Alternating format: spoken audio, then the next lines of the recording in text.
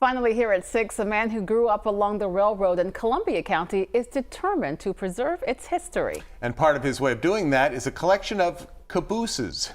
John Meyer takes a look at them in this stop on the Pennsylvania Road. A turn off a street in Catawissa is a journey into the rich railroad past of this community.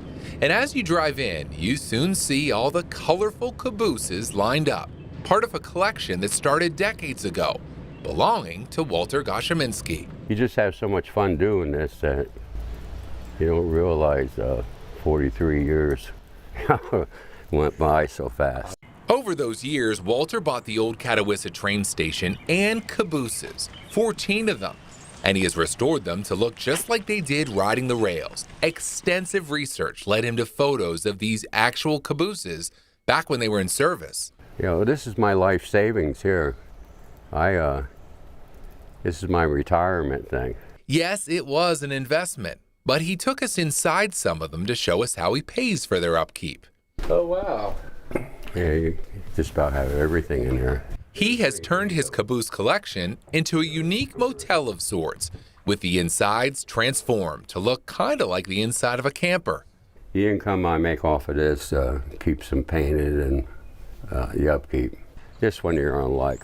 They serve as a glimpse into history and a spot for visitors, mostly families going to nearby Knoebels, to have a unique place to stay. The big people are like children too when they see them. I can imagine. I can imagine.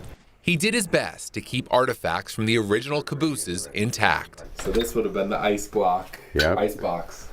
On the rails, cabooses were where crews watched from the upper windows to make sure all was well with the train ahead. Would you guys be looking up in there? Yeah, see, then you can look over all the rest of the train. One caboose here gives an idea what they look like inside and how much work Walter had to do to fix them up. There's a reason he feels such a connection to railroading and this spot that used to be home to the busy Catawissa Railroad Company.